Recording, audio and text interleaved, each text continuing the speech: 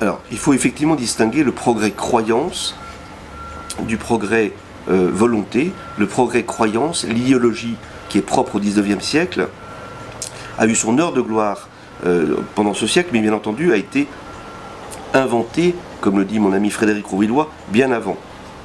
Probablement à la fin du XVIIe siècle, à l'origine, avant même les Lumières, ce sont les pré-Lumières. Et cette idéologie a ensuite grandi avec les Lumières et s'est imposée, devenue une réalité dans le cours du XIXe siècle. Mais en revanche, on peut aussi parler de progrès volonté, c'est-à-dire le souhait, la volonté de progresser, qui existe depuis le début de l'humanité. On peut penser par exemple au passage du paléolithique au néolithique, qui est un progrès. On peut penser à tous les progrès techniques, scientifiques, médicaux, politiques, moraux, religieux, de toutes les formes possibles. Et ces progrès-là, eh bien, ils sont aussi vieux que l'humanité, ils sont surtout dans toutes les civilisations. En revanche, le progrès croyance est propre à la fois à un siècle, le 19e, et à une civilisation, notre civilisation occidentale.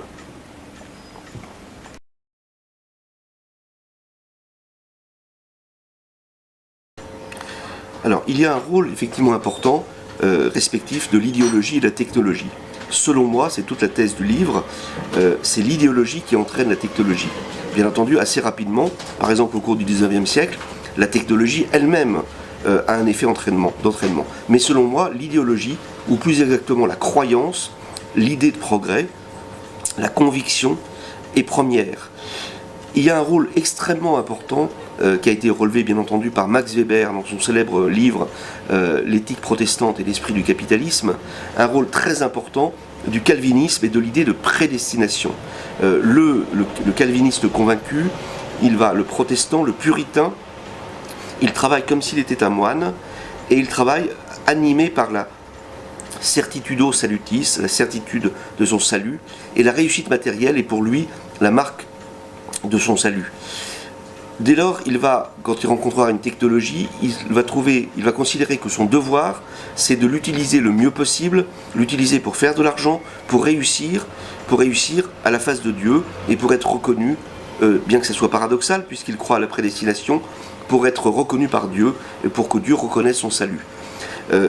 Donc là, les technologies vont être utilisées au cours de la révolution industrielle en masse. Mais bien sûr, il y a aussi la politique, il y a aussi le marché, il y a le libre-échange qui exige toujours plus d'innovation technologique. Donc au cours du XIXe siècle, le progrès technique va connaître une accélération gigantesque. Bien entendu, les progrès techniques, ils existent dans d'autres civilisations. En Chine, par exemple, où on avait depuis très très longtemps des découvertes comme l'imprimerie, comme la soie, comme la boussole, mais celles-ci n'ont pas été utilisées dans le contexte d'un progrès technique, industriel, scientifique et autres. Il y a d'autres moments dans l'histoire, notamment le Moyen-Âge, même avant la Renaissance, le Moyen-Âge, où on a découvert un très grand nombre de techniques nouvelles, d'innovation dans l'agriculture, dans la navigation, et pourtant pas dans le contexte de la révolution industrielle et du progrès tel que nous l'avons connu par la suite en Occident. Donc cet enrichissement de l'idéologie et de la technologie sont propres au XIXe siècle, au grand XIXe siècle, et à notre Occident chrétien.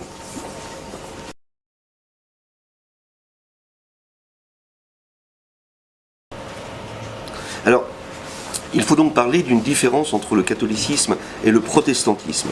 Mais il faut bien voir aussi que le protestantisme est issu du catholicisme romain. Il n'est pas le seul des grandes hérésies à être issu de Rome. Il y a aussi le pélagianisme, c'est-à-dire l'inverse exact du protestantisme. Le protestantisme est basé sur la prédestination. Il nous donne, selon Max Weber et Jacques Ellul également et d'autres, la révolution industrielle et le capitalisme anglo-saxon que nous connaissons, mais l'hérésie inverse. Le pélagianisme est issu du même terreau catholique et chrétien latin. C'est le contraire, c'est sortir du mystère du libre arbitre et de la grâce par le libre arbitre. Or, le pélagianisme a, selon moi, influencé l'humanisme chrétien, mais ensuite les Lumières, puis le marxisme. Et aujourd'hui, l'ultra-pélagianisme, c'est le communisme. Et le communisme qui s'est détruit totalement. Donc on voit bien que les deux hérésies pélagianisme et protestantisme sont issus de la chrétienté latine. Ce qui est intéressant, c'est justement de comparer avec l'orthodoxie. L'orthodoxie ne connaît pas l'idée de progrès telle que le connaît l'Occident latin, ne connaît pas non plus l'hérésie pélagienne, ni l'hérésie calviniste, et pour cause, ce qui est très important et qui distingue le catholicisme et l'orthodoxie, il y a beaucoup de choses en commun, il y a évidemment plus de choses en commun que de choses qui les séparent, mais c'est pour le catholicisme la présence très forte de Saint Augustin. Saint Augustin qui pose la question du libre arbitre et de la grâce, et qui pose également la question de l'histoire orientée, et qui parle aussi, nous devons tout à Saint Augustin, qui parle aussi de la cité de Dieu et de la cité des hommes, et qui, il faut bien le dire, pousse un petit peu du côté de la prédestination plutôt que du libre arbitre. Ce faisant, en quelque sorte, il déséquilibre un peu ce mystère et lance l'Occident latin dans une histoire orientée et une histoire qui bouge, puisque d'un côté il y a le pélagianisme, on va vers le libre arbitre, de l'autre il y a le calvinisme, on va vers la prédestination. Et c'est une histoire mouvante qui en est sortie. Quand vous voyez une icône orthodoxe, ou quand vous écoutez une liturgie orthodoxe, vous voyez bien qu'il n'y a pas de... on n'est pas dans le progrès, on est dans la résurrection du Christ une fois pour toutes. Alors, est-ce que ça veut dire pour autant, moi personnellement je suis catholique, que nous devons tous devenir orthodoxes, parce que l'orthodoxie c'est la vérité pure et simple? Oui, c'est la vérité, mais c'est aussi le cas du catholicisme selon moi. Il faut bien voir que la différence c'est que, comme dirait saint Paul, là où abonde la grâce, là où abonde le mal, surabondera la grâce, dans l'épître aux Romains justement. Eh bien c'est un peu la devise de l'Occident. L'Occident catholico-protestant, si l'on peut dire, a fait beaucoup de mal et beaucoup de bien, à la suite notamment des catastrophes nées de ces deux hérésies. Mais faire beaucoup de mal et beaucoup de bien dans la cité terrestre, c'est se contenter de faire du bien, d'accumuler du bien, beaucoup de bien dans la cité céleste. Et c'est ça l'intérêt, et c'est là où il y a une rencontre providentielle maintenant entre les réservoirs, je dirais, de spiritualité inaltérée de l'orthodoxie, et puis l'Église catholique qui, elle, s'est coltée en quelque sorte l'histoire de l'Occident, et toute couturée de cicatrices, mais avec cette expérience de beaucoup de bien et de beaucoup de mal, qui a fait bouger l'histoire pour le meilleur et pour le pire. Voilà, à mon avis, une rencontre féconde qu'il peut y avoir sur ce terrain-là, entre l'orthodoxie et le catholicisme.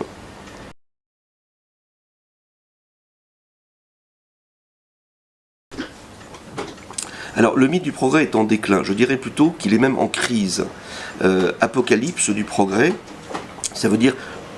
Apocalypse, c'est le sens commun de catastrophe, et c'est aussi le sens de révélation. C'est ce que nous révèlent les catastrophes qui sont autour de nous, que l'on voit tous les jours, en fait, à la télévision, par exemple. Des catastrophes qui semblent remettre en cause l'idée même de progrès, avec un P majuscule, le progrès croyance. Le réchauffement climatique, à soi tout seul, remet en cause le mythe du progrès. Parce que au XIXe siècle, on pensait que l'humanité allait s'améliorer indéfiniment. Bon, simplement le réchauffement climatique, c'est l'image de l'enfer, par opposition à l'image du paradis sur Terre, et des lendemains qui chantent, auxquels nous étions habitués auparavant. Mais il y a évidemment d'autres crises. Il y a une crise qu'on a déjà oubliée, c'est la chute du communisme. Le communisme était un néo-pélagianisme, c'était un progressisme radical, et qui s'est totalement effondré. Il a laissé le capitalisme anglo-saxon, qui a priori domine la planète, sauf qu'il est en train de brûler cette planète. Il la brûle, il la salit avec, par exemple, le 7e continent plastique, ou le 6e continent plastique, qui est cet amas de plastique dans nos océans, cette espèce de gigantesque masse qui est créée par tous nos déchets, qui est en soi tout seul le contraire d'une Amérique, d'une utopie, d'une Atlantide, d'une île déserte. C'est la fin d'une histoire, l'histoire du progrès. Il y a aussi évidemment l'épuisement des ressources fossiles, il y a un certain nombre de crises autres qu'on connaît bien, sachant que ces crises sont parfois contradictoires les unes avec les autres. Donc on ne s'y retrouve pas forcément, mais il est clair que nous avons autour de nous des signes absolument inquiétants de la crise plutôt que du déclin. Le déclin, ça irait doucement. On est plutôt dans la crise aiguë, radicale de l'idée de progrès.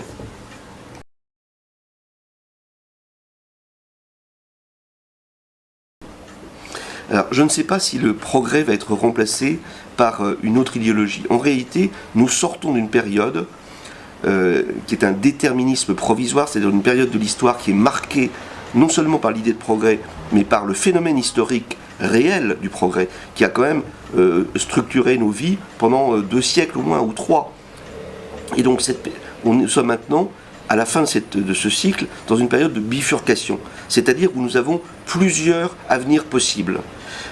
Certains sont extrêmement inquiétants, sont peut-être encore plus inquiétants que le progrès classique de la révolution industrielle. Par exemple, le transhumanisme. Le transhumanisme est certainement un des devenirs les plus terribles et les plus antichrétiens d'ailleurs de l'humanité.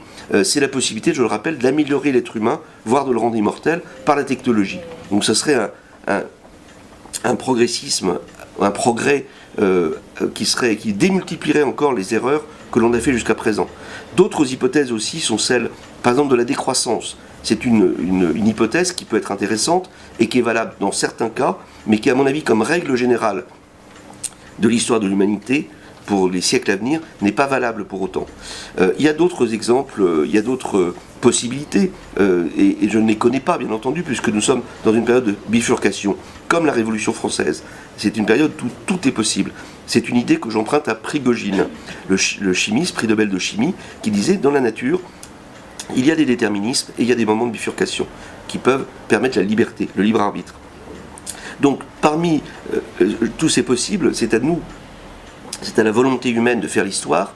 Je dis simplement que si je reprends la trame de mon livre, c'est-à-dire cette possibilité du libre arbitre, enfin, le fait d'insister soit sur la prédestination, soit sur le libre arbitre, eh bien, être catholique, être chrétien selon moi, c'est admettre qu'il s'agit d'un mystère. Le mystère du libre arbitre et de la grâce, c'est extrêmement... Il n'y a pas de solution à ce mystère. Il faut l'admettre comme tel. Faisons attention simplement à ceux qui voudront nous dire qu'il y a un avenir déterminé par un déterminisme, ou au contraire un avenir totalement libre. Ce n'est ni l'un ni l'autre, il y a un mélange entre les deux. C'est ça le propre de l'Occident, et il faut absolument maintenir cette balance entre le libre arbitre et le déterminisme.